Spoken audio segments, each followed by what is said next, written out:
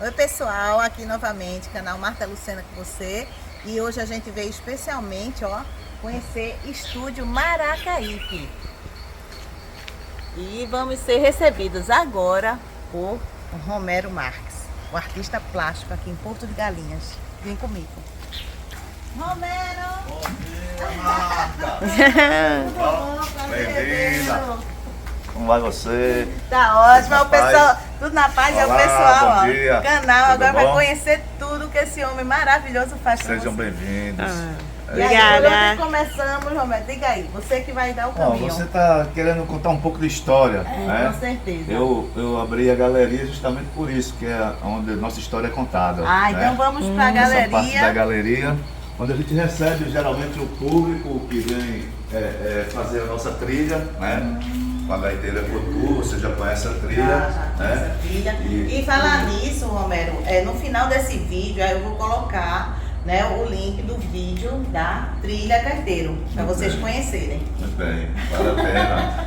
E o primeiro momento da trilha é justamente esse, é trazer as pessoas que vão fazer a trilha para conhecer o artista de Maracaípe, a arte de Maracaípe, nosso conceito, o nosso processo de materiais que a gente trabalha, para a gente são materiais importantes, visto que eu sou um reciclador, né? O Shebron também o Nilo também é E são reciclador. quantos artistas que fazem aqui nessa galeria? Olha, Marta, nós não temos um número concreto, físico, porque existe uma variação daqueles que vêm participar e depois vão para suas cidades, seus lugares. Somos um grupo assim que se divide, né? Tem artistas de Olinda, tem artistas de Recife, de Jaboatão e artistas daqui. Claro que é uma iniciativa nossa, uma iniciativa de Maracaípe, do Estúdio Maracaípe, trabalhar em conjunto, em grupo, porque costumamos dizer que juntos somos mais fortes para fortalecer o movimento e a arte. Né? E a arte com a reciclagem, minha Isso. gente. Maravilha. E nós somos aqui o legado de um grande artista pernambucano chamado Marc Anois. E esse grande mestre, que foi nosso mestre, ele nos ensinou justamente isso: andar de mãos dadas e para cima, levantar sempre. Para levantar a arte, os artistas têm que estar unidos, estarem unidos e de mãos dadas e irem para cima, né? E aqui, como se diz, a gente tenta a não existência do ego, né? Tentamos sim a existência do aprendizado constante. Isso para a gente é o que nos apraz. Temos grandes mestres envolvidos, né? Tipo o Riley, um grande mestre pernambucano, né? Temos um mestre de Florença, o Daniele Quimente, né? E o Daniele, quando chegou para a gente, chegou nessa de procurar grupos, procurar pessoas que trabalhassem com isso, visto que ele já estava em Porto de Galinhas há 22 anos e não se entrosava com nada, nem com ninguém. Então, quando ele encontra o movimento de Maracaípe, ele aí se encontra novamente, se reencontra com sua arte e aí começa a fazer parte desse processo. Mas você tem uma história. Eu sou mergulhador de essência, né? Eu sou praticante de apneia, pesca submarina há 50 anos. Quando eu cheguei aqui em 74, foi justamente para praticar o esporte com meus irmãos mais velhos, né? Um deles que se tornou profissional da pesca, né? E ele que me trouxe, ainda criança, e de lá para cá é uma história que é contada há 50 anos, né?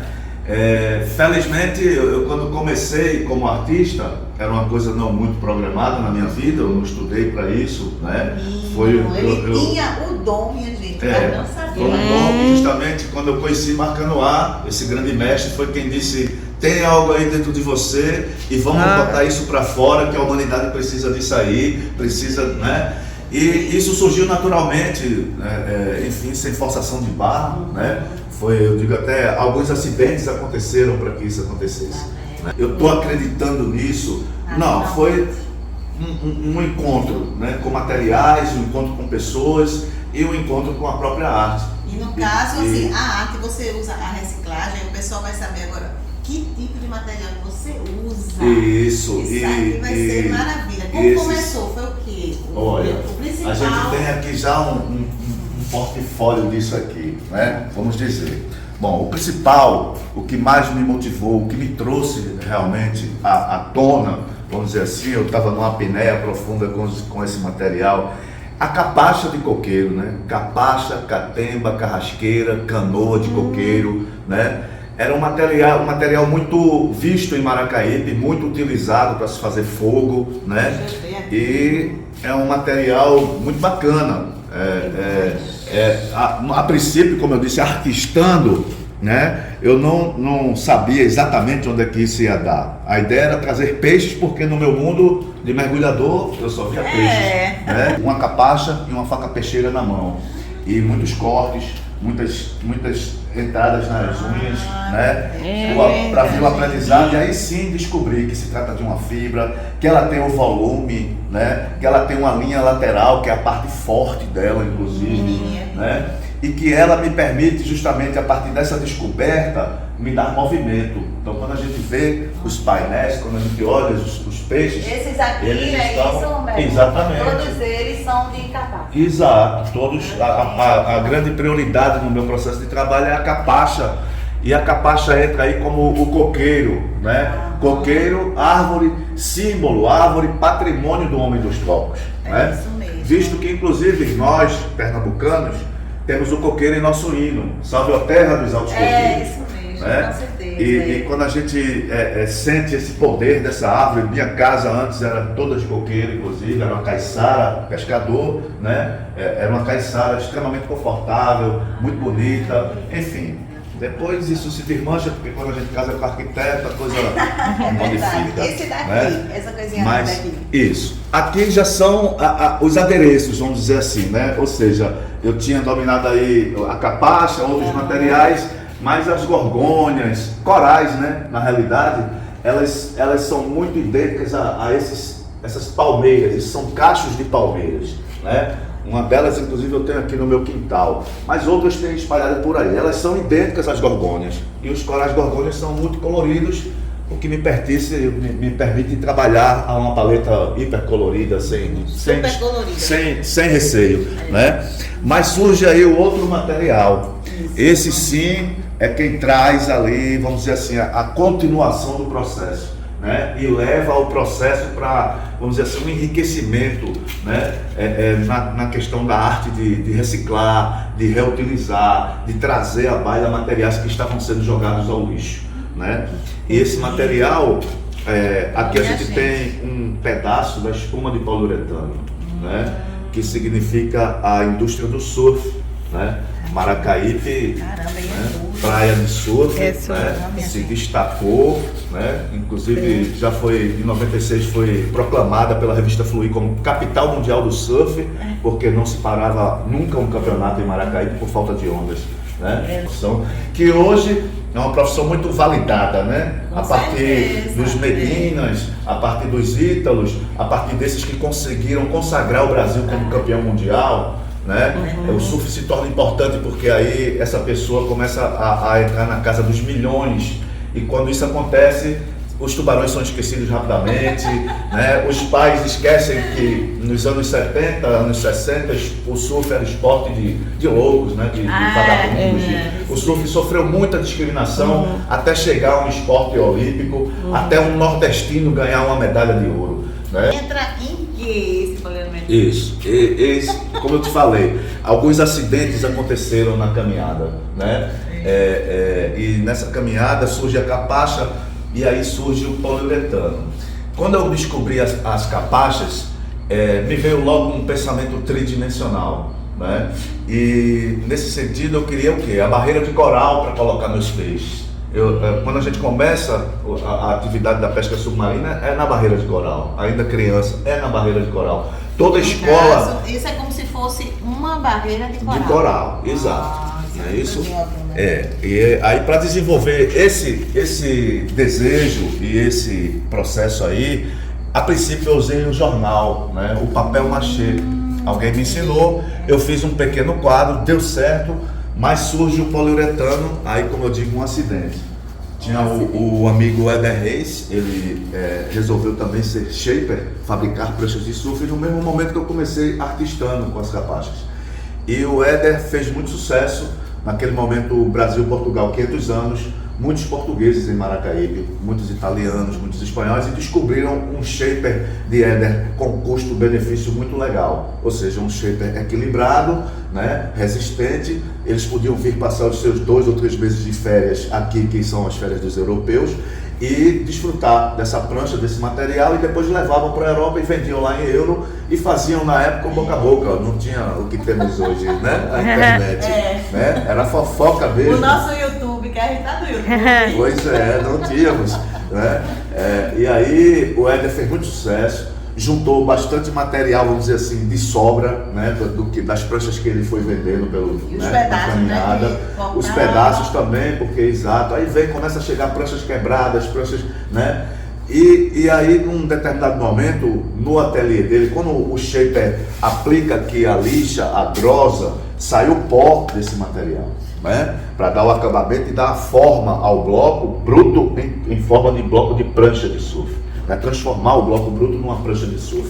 E esse pó é um pó perigoso, um pó que não tem muita destinação, né? Tanto que o éder, ele guardou em sacos, aqueles sacos grandes de 200 litros, ok, colocou ali na esquina, como hoje a gente tem a casinha, os tonéis, na época não tínhamos, porque se passava lixo de 2 em 2 dias ou 3 em 3 dias, eu não me lembro, mas só morava eu aqui nessa rua, e só morava ele aqui nessa rua. Maracaípe era completamente diferente do que é hoje, né? Então não havia também essa necessidade imediata, e foi chegando aos poucos, né? Mas sempre teve uma limpeza de lixo, assim, um recolhimento do lixo, né? O cruel é que nunca sabemos exatamente essa questão da destinação, né? O que se faz com isso, né? Então quando o éder coloca lá os sacos durante a noite para o caminhão levar no outro dia, acontece o que ainda acontece nos dias de hoje. Os cavalos que andam soltos por Maracaípe, eles abrem os sacos de lixo rodando e vão ver o que tem dentro para comer.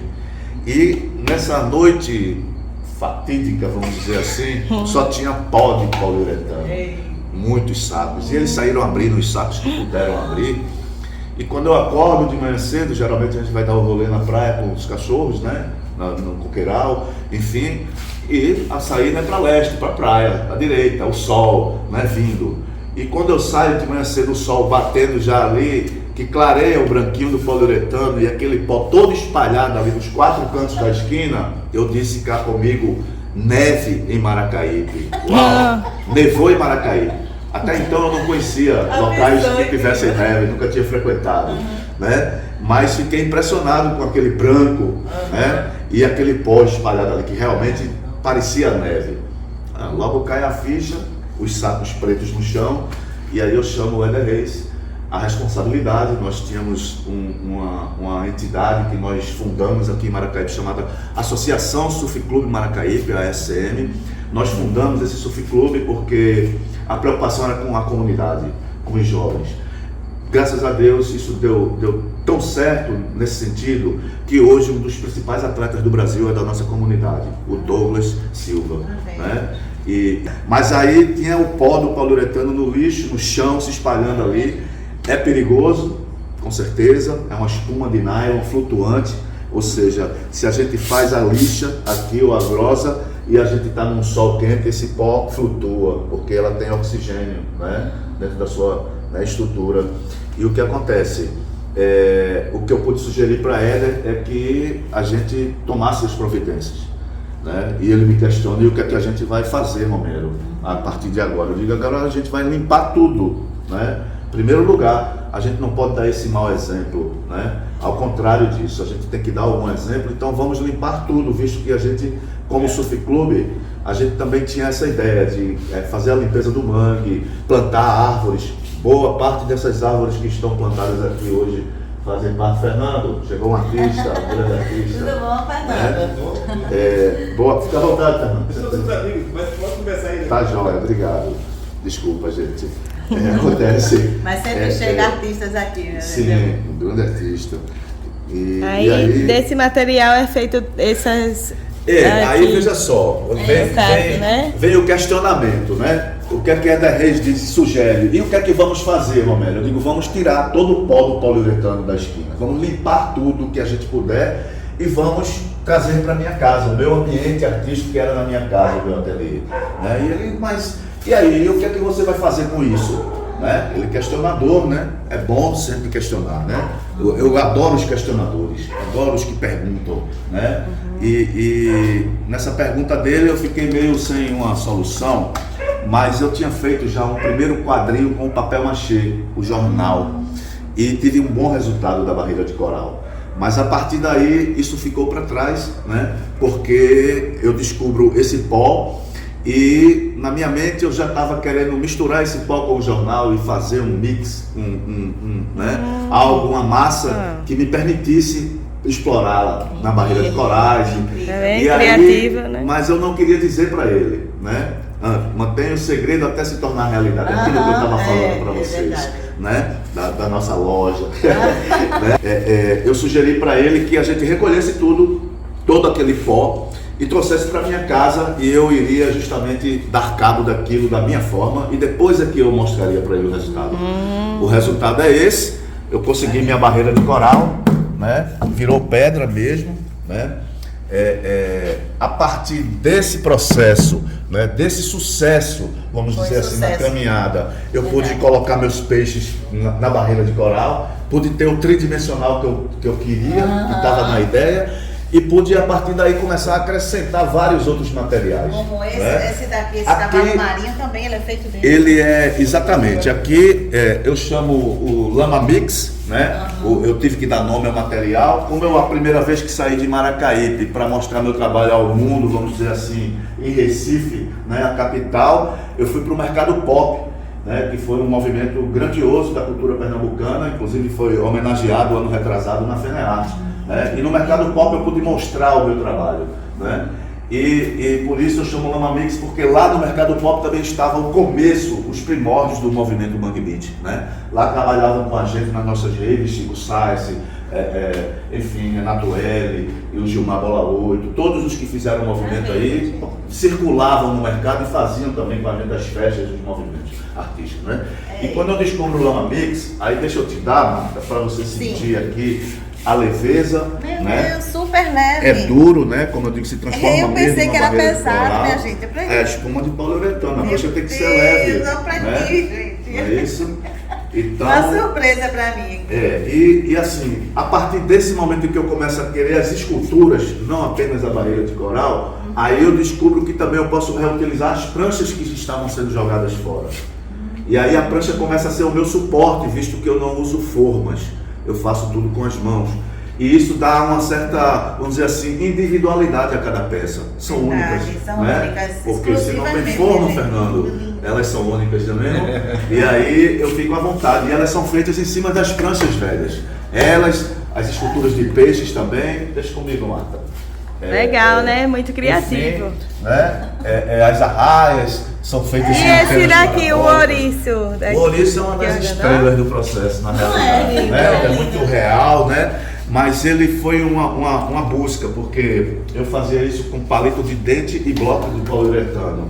A estética era horrível, não me agradava, enfim, eu sempre fui muito inquieto e autocrítico, né?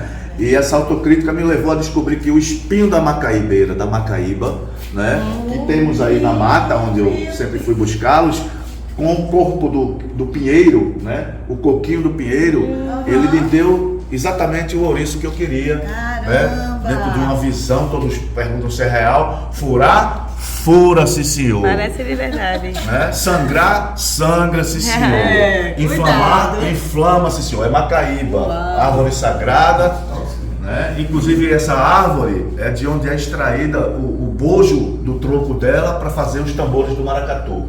O pessoal aqui também está escutando, minha gente. Ó. Já liga aqui. Mais Estão artistas. aqui com a gente nesse momento. Aqui, que maravilha. Aqui a gente tá aqui no YouTube, no canal Marta Lucena, e o Romero está dando uma aula, mostrando tudo isso aqui pra gente. Isso. Bom demais. Grandioso. Isso. Estamos aqui para aprendermos juntos sempre, como eu disse. E Aqui tem o- uma parte também, né, especial ali, que Sim. difere, que fica tudo luminoso. Sim, é verdade. Esse é a melhor parte. Aqui a gente vai falar, aqui a gente vai falar de reciclagem, da reutilização das coisas, né, dos materiais. Tem muitos outros materiais Enfim, aqui também tem a nossa insatisfação com as coisas da sociedade, né? Tipo, eu posso falar um pouco disso, eu não quero estar aqui falando somente da beleza do trabalho, da arte, tá? Eu também quero estar aqui flexionando as mentes para que a gente possa juntos refletir sobre uma sociedade inteira, né? Independente de partidos, de posicionamentos políticos ou não, mas a sociedade como um todo tem que refletir a si própria, né? Então, quando eu trouxe aqui, por exemplo, essa paleta de cores aqui é toda de minério de ferro, né? As pedras de minério de ferro que eu tive no Museu de Iotim, lá em Minas Gerais, e insatisfeito com o meu processo de só usar pigmentos plásticos comprados, eu já tinha sido intimado antes, inclusive por uma curadoria de fora do país. Você usa pigmentos naturais? Eu digo, não uso para plásticos comprados mesmo. E quando eu peguei no minério de ferro lá no museu, eu enlouqueci ali com aquela paleta de cores, porque veja só, os rosáceos, os ocres, os vermelhos, os mais escuros ainda vinháceos, tudo isso é da pedra de minério de ferro. Tudo é uma paleta, né, que você vai desgastando ela ali na pedra-pome e tirando essa paleta de cores, e ela aplicada na minha barreira de coragem ficou perfeita. Mas o questionamento tinha que ter um conceito, não é somente usar o material. Por que os caminhões param o Brasil? Os caminhoneiros param o Brasil porque a gente não circula de trem. Porque nós não temos direito a andar de trem nesse país, a cruzar esse país de trem. Se você vai em qualquer lugar da Europa, vai se cruzar a Europa toda de trem, né? Da classe D à classe A, né? E vai nos Estados Unidos, vai na China, enfim, quem não anda de trem é só a América do Sul, é só o Brasil. E olha que aqui a gente já andou de trem no Nordeste, né? E de repente isso se extingue, isso se sai, só que nós somos um dos maiores produtores de minério de ferro do planeta. E só enricamos os outros? A nós mesmos? Nada? Né?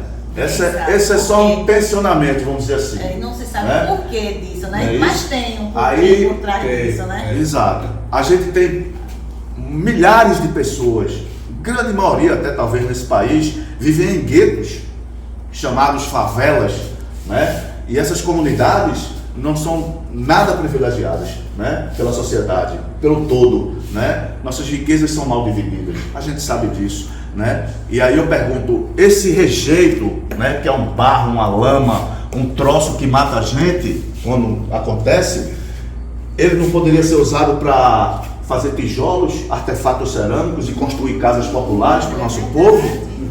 Podia, sabe por quê? Logo depois que eu trago, transformo, boto aqui na paleta, lá na frente, em 2015, o André Trigueiro me manda um livro, Cidades e Soluções. Romero, o mundo tem solução, ainda manda autografado. E eu vou ler lá de trás para frente, que é um costume meu, tá lá. A Universidade de Minas conseguiu, com rejeito, fazer tijolos, artefatos cerâmicos e outras coisas mais, não tóxicos, e 40% mais barato do que qualquer indústria nacional. E sabe quantos tijolos foram feitos até hoje? Nenhum, porque a Vale nem sequer tomou conta da vida das pessoas que sofreram com isso, né? Com a morte, com a desgraça que aconteceu, com o maior acidente ambiental que já houve no país. Ambiental não, social. Ambiental foi o petróleo aqui no Nordeste, o derramamento, né? E aí a gente também tira desse conforto para refletir sobre isso. Tira dessa questão da beleza, vamos refletir sobre isso, né? Assim como foi com o petróleo, tá lá o quadro, né? Mas foi feito, né? Foi feito em 2014, na cidade de Nova York, numa homenagem ao planeta Terra, com artistas do mundo todo presente, todo mundo querendo falar da beleza. O carioca Daniel.